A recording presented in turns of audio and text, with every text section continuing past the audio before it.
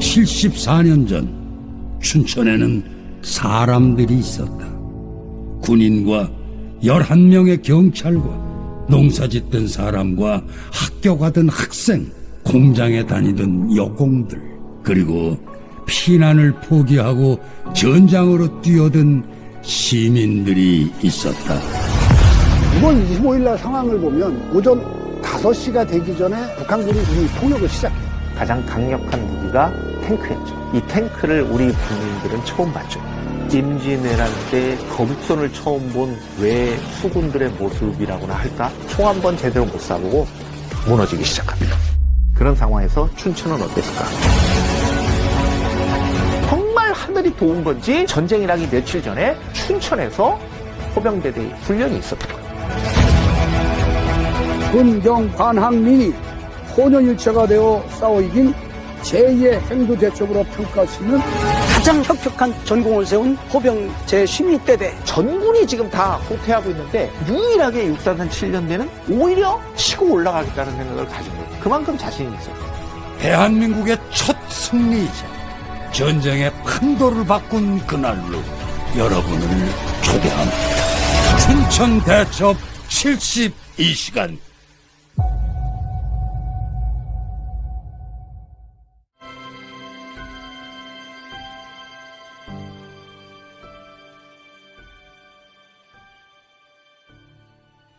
한 걸음 한 걸음 74년 전 세월의 터널 속으로 내딛는 발걸음이 위태하다. 무섭고 두려운 기억 속으로 결코 지워낼 수 없는 쓰라린 역사의 상자를 다시금 열어본다.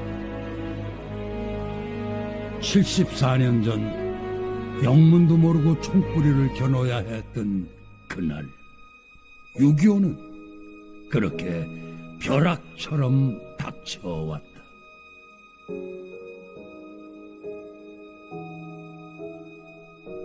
우린 무엇 때문에 갈 곳을 잃어버리고 또 그리도 많은 것을 잃어야만 했을까?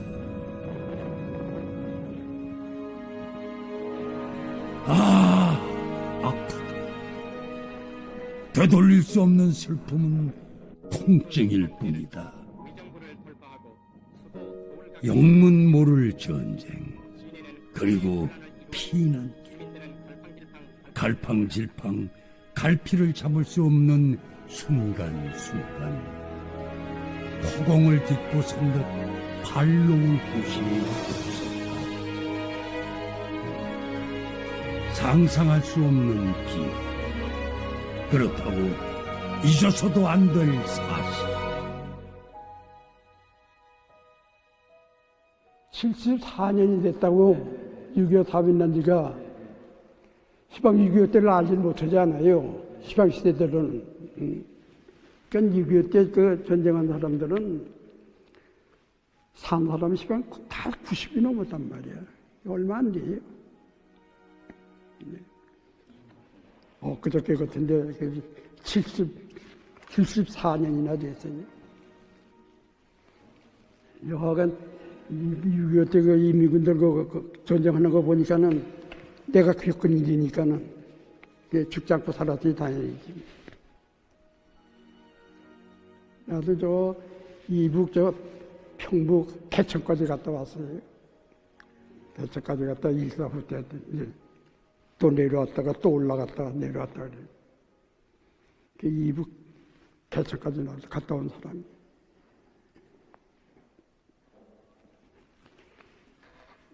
나는 솔직한 얘기가 나라에 충성하기 위해서 들어간 것도 아니에요. 난 축구 배고프니까는 군대 가면 밥 주고 옷 주고 다 잠재워주고 그러니까는 그래서 젊은 혈기에 난 군대를 간 거예요.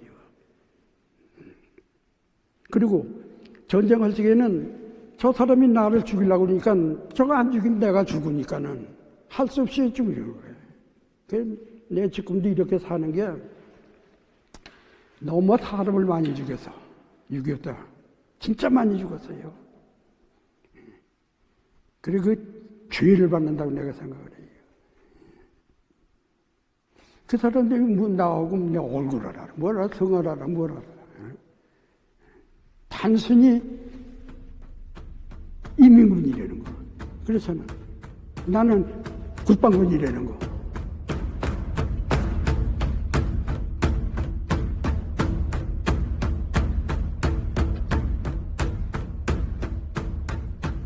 소련과 중공군을 등에 업은 북한. 적화 통일을 꿈꾸며 작전명 폭풍을 실행합니다. 작전명 폭풍. 북한은 폭풍처럼 밀어붙여 단숨에 한반도를 집어삼키겠다는 야욕에 불탄다.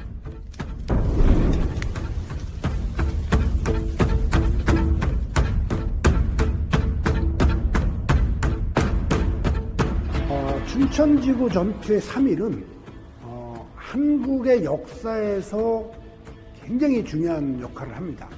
이 대한민국의 역사가 끊어질 수 있었던 1950년 6월의 상황을 지금까지 이어온 게 어떻게 보면 춘천 전투라고 이야기하거든요. 이게 왜 그러냐면 이 작전 계획에서 서울을 함락을 시키고 북한 입장에서 수원까지 내려가서 대전까지는 금방 가거든요. 그런데 요 첫 단추에서 틀어진 게 바로 춘천이에요. 춘천에서 3일 동안 막으면서 요 3일이 비록 미약했지만 이 3일의 후과는 엄청났습니다. 이 3일.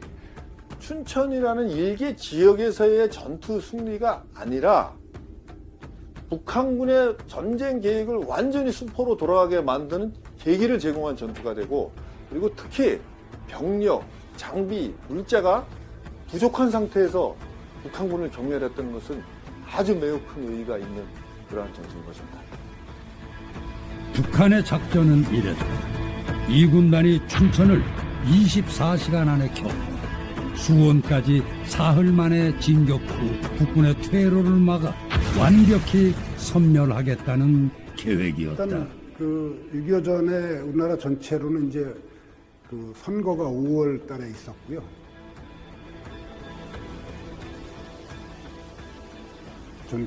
이 전체 선거가 있었기 때문에 계속 이제 긴장은 유지된 상태고, 남북 간이 이제 통합 선거를 안 하고 남한만 선거를 하는 상황이다 보니까 그 굉장히 긴장이 있는 상태였었고, 이게 굉장히 장기화되면서 이 군인들은 휴가나 외출을 할 수 없는 그런 상황이었었죠. 그게 계속 진행이 되다가 그 선거가 끝나고 나서 6월 달이 들어서면서부터는 이제 좀 긴장이 풀어지게 됩니다. 왜 사람들은 이것을 그렇게 처음에 심각하게 받아들이지 않은 사람들이 있었느냐? 그 이전부터 수차례의 갈등과 이 전투가 있었기 때문에, 소위 말해서 국지전이 있었기 때문에 46년, 47년 홍천에도 있었고 인제에도 넘어와가지고 있었고 여러 군데 있다 보니까 춘천 시민들은 이것도 그것 아니겠는가? 몇 번에 걸친 훈련이 되는 거야. 뭐 또 빠방 포 쏘니까 또 어디서 간첩이 넘어왔던가 아니면 국지전이 있었겠구나라는 생각이 드는 거예요. 전방 38도선 근처에서 끊임없이 충돌을 야기시키고 있었습니다. 이는 북한군이 훈련을 하는 것도 있었고, 국군의 방어 준비 태세가 어떠했는지를 실험하기 위한 그런 의도가 있었던 것이죠. 그리고 6월 24일에는 그동안 2개월 동안 경계태세 강화했던 것을 해제하면서 전군의 병사들 외출 예박을 실시하게 되는데, 한편 춘천에서는 약간 좀 다른 양상을 보입니다. 한 병사의 출현. 북한군에서 탈영한 그는 오로지 자유를 위해, 보다 나은 삶을 위해 목숨을 걸고 남한의 철책을 넘었다. 그의 등장은 춘천을 긴장감에 휩싸이게 만든다. 6월 19일 결정적인 사건이 일어나는데, 북한군 자주포 승무원이었던 박철호라는 그 병사가 귀순을 하게 됩니다. 그리고 진술을 들어보니 6월 12일부터 일주일 동안 강행군을 실시해서 이곳 신포리에 오게 됐고, 곧 춘천을 목표로 공격을 할 것이다. 그리고 나는 이것이 무서워서 귀순을 했다. 이런 진술을 하게 됩니다.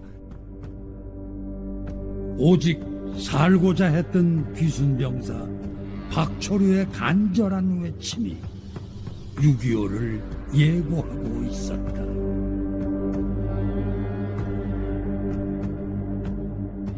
귀순병사 박초루는 북의 남침 계획을 자세히 알린다. 그러나 육사단 측에서는 고지고대로 그의 말을 믿기 힘들었다. 북한의 교란 작전일지 아니면 남한에 정착하기 위해 거짓 정보를 흘리는 것인지 알 수 없는 순간이었다. 그럼에도 불구하고 신뢰성 높은 그의 진술은 무시하고 넘어갈 수가 없었다. 지휘관은 귀순병사가 말한 사실을 육군 본부에 즉각 전달.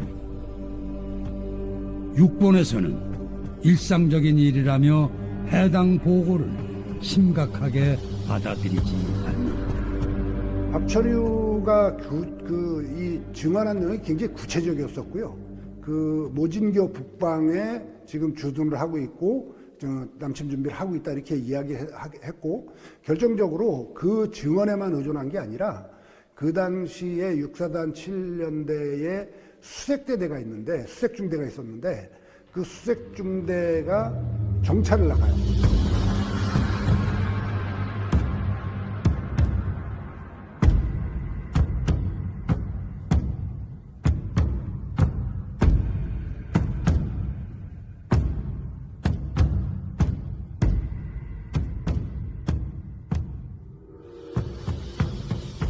귀순병사의 증언이 모두 사실이었다. 전방으로 북한의 전투부대가 집결하는 것이 확인되었다. 정말 하늘이 도운 건지 전쟁이라기 며칠 전에 춘천에서 호병대대 훈련이 있었다. 군경 관항민이 혼연일체가 되어 싸워 이긴 제2의 행두대첩으로 평가할 수 있는 가장 혁혁한 전공을 세운 호병 제16대대. 전군이 지금 다 후퇴하고 있는데 유일하게 육사단 7년대는 오히려 치고 올라가겠다는 생각을 가지고 있어요. 그만큼 자신이 있어요. 대한민국의 첫 승리이자 전쟁의 판도를 바꾼 그날로 여러분을 초대합니다. 춘천 대첩 72시간